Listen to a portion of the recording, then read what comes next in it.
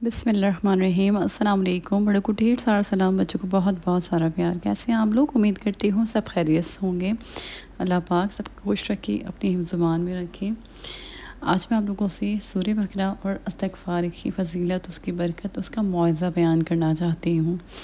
आप लोग मेरी वीडियो को फुल वॉच करिएगा ताकि आपको पता चले कि सूरह बकरा और इस्तिग़फ़ार से कितने बड़े बड़े मौइज़े होते हैं। उससे पहले मेरी आप लोगों से सबसे रिक्वेस्ट है कि मुझे पता चल जाता है कि आप लोग बहुत सारे लोग मुझे ऐसे हैं जो देख रहे हैं लेकिन सब्सक्राइब नहीं कर रहे। देखें, सब्सक्राइब कर दिया करें। अगर किसी का उसमें भला हो रहा है तो उससे अच्छी बात और क्या हो सकती है।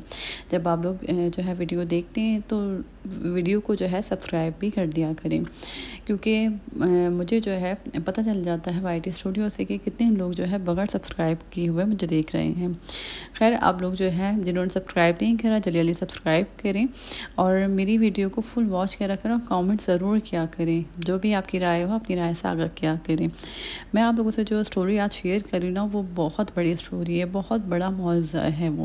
वो छोटा मोटा मौज़ा नहीं है, क्योंकि जिनकी ज़िंदगियों में परेशानियाँ आती हैं ना, तकलीफ़ों से जो गुज़र रहे होते हैं, फिर उनकी ज़िंदगियों में राहत आ जाए, सुकून आ जाए, खुशियाँ आ जाए तो उनकी ज़िंदगी बिल्कुल बदल जाती है।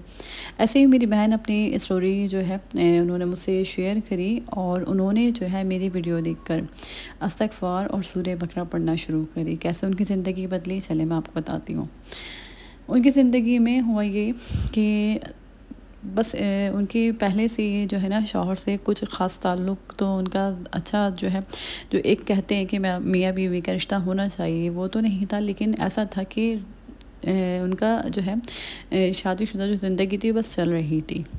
लेकिन कुछ जो है टाइम बाद वो भी जो है जो थोड़ा बहुत चल रहा था तो वो भी जो है रिश्ता ख़त्म होने पे आ गया।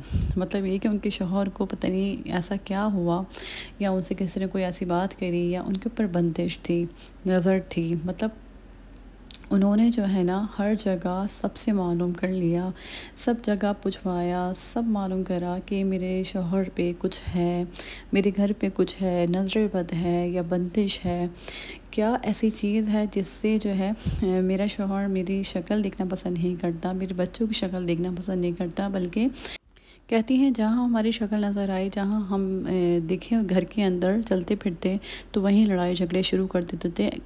कोई बात नहीं होती थी, बिला वजह कोई ना कोई बात निकाल कर, जैसे खार खाते थे हम लोगों से।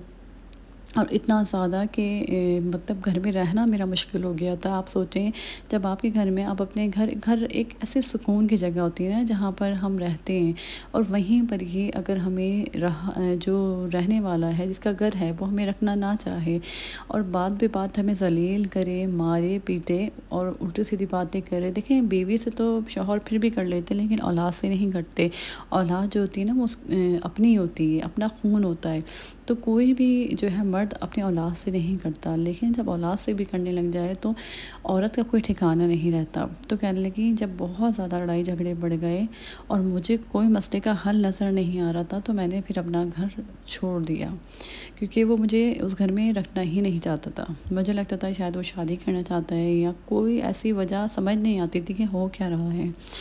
कहने लगी, फिर मैं अपने घर चली गई। घर जाने के बाद जो है मैं बस तब भी परेशान, बेसुकून, क्योंकि आपका जब घर बिगड़ रहा होता है तो फिर आप क्या करते हैं। सुकून तो आपको अपने घर में भी जाकर नहीं आता है ना, क्योंकि माँ बाप के ऊपर ऐसा लगता है कि हम बोझ हैं। और लड़कियां शादी के बाद, लड़कियों का घर जो होता है ना, अपना जो है शौहर का घर ही होता है। तो बस वहाँ पर भी मैं परेशान रहने लगी, और वहाँ पर भी बस मुझे सुकून नहीं मिलता था। मैं अल्लाह ताला से गिड़गिड़ा के तहज्जुद में रो कर दुआएं मांगती थी और नमाज़ पढ़ती थी अल्लाह ताला से। बहुत जो है मैंने अल्लाह ताला करीम उस वक्त बहुत ज़्यादा आ गई थी, और बस ऐसा लगता था जैसे बच्चे भी इस काबिल नहीं थे कि बच्चे कुछ कर सकें, अपने पैरों पे खड़े हो सकें, क्योंकि बच्चे भी इतने बड़े नहीं थे। और समझ नहीं आता था कि गुज़र बसर कैसे होगा और किस तरीके से ज़िंदगी जो है गुजरेगी, कोई शौहर के बगैर भी रहा नहीं जाता था। और फिर मैंने सब जगह पूछवाया, लेकिन कुछ भी जो है मुझे वहाँ कहीं से भी नहीं पता चला। कोई नहीं बताता था कि नज़र भी है हमारे ऊपर, कोई ये तक नहीं बोलता था। सब जगह जहाँ जो है मैं पूछवाती थी, कहीं पर इस्तिखारा करवाती थी, कुछ भी, सब यही आता था कि कुछ नहीं है, कुछ नहीं है, ये जो है वक्ती आजमाइश है।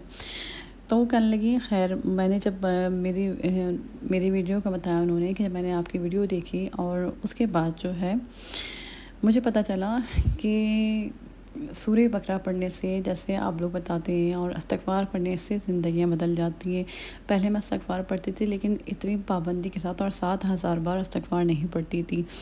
तो कहने लगी मैंने 7,000 बार इस्तग़फ़ार पढ़ना शुरू करा, और सूरह बकरा जो है ना मैंने थोड़ी थोड़ी पढ़नी शुरू करी। पूरी तो नहीं पढ़ पाती थी लेकिन थोड़ी थोड़ी। लेकिन मैंने 7,000 बार इस्तग़फ़ार डेली पढ़ना शुरू करा। अल्लाह ताला ने ऐसे असबाब पैदा करे, अल्लाह ताला ने ऐसे रास्ते निकाले कि मेरे जो है मेरे ससुराल वाले मुझे लेने आ गए और मैं अपने घर आ गई। घर तो आ गए लेकिन तब भी बिल्कुल दिल बहुत बेचैन, इतनी घबराहट, सुकून नहीं, क्योंकि जब घर से गई थी तो तब भी वीरान के घर में थी, और घर में आई तब भी घर इतना वीरान सा लगता था, और शौहर मेरे तब भी सही नहीं हुए थे। हाँ, ये था कि अपने घर वालों की वजह से वो चुप रहने लगे थे। जब हमें देख के चिड़चिड़ाहट और उकताहट होती थी, लड़ते झगड़ते थे, वो उन्होंने बिल्कुल बंद कर दिया था, लेकिन बात हमसे तब भी नहीं करते थे। फिर कहने लगी जब मैंने घर आई हूँ, घर आके जो है मैं तेज़ आवाज़ में सूरह बकरा रोज़ लगाने लगी, और इस्तग़फ़ार मैंने बिल्कुल नहीं छोड़ा। इस्तग़फ़ार पढ़ती रही और सूरह बकरा, मेरे बच्चे भी इस्तग़फ़ार पढ़ते रहे। आहिस्ता आहिस्ता अल्लाह ताला ने ज़िंदगी को फिर से जो है ज़िंदगी में खुशियाँ और सुकून मेरी ज़िंदगी में आने लगा, और मुझे नहीं पता चला ये कैसे और कब किस वक्त हुआ। बस मेरे शौहर के अंदर थोड़ी थोड़ी चेंजिंग आने लगी। कभी अपनी पसंद की जो है खाने की फरमाइश कर देते थे, थोड़ी थोड़ी बात कर लेते थे, करते करते फिर अल्लाह का शुक्र है कि वो बिल्कुल ठीक हो गए। मेरी ज़िंदगी में फिर से सुकून और खुशियाँ आ गई। अपने बच्चों से भी मोहब्बत से बात करने लगे, तो इस्तग़फ़ार और सूरह बकरा ने मेरी ज़िंदगी को बिल्कुल बदल के रख दिया। तो ये मेरी ज़िंदगी का बहुत बड़ा मौज़ा है। तो देखिए आप लोग भी इस्तग़फ़ार पढ़ें, सूरह बकरा पढ़ें, और अगर नहीं पढ़ सकते तो उसको सुनें। तो बस अपना ढेर सारा ख्याल रखिएगा, मुझे दुआ में याद रखिएगा। फिर आऊँगा नए ब्लॉग के साथ, तब तक के लिए अल्लाह हाफ़िज़।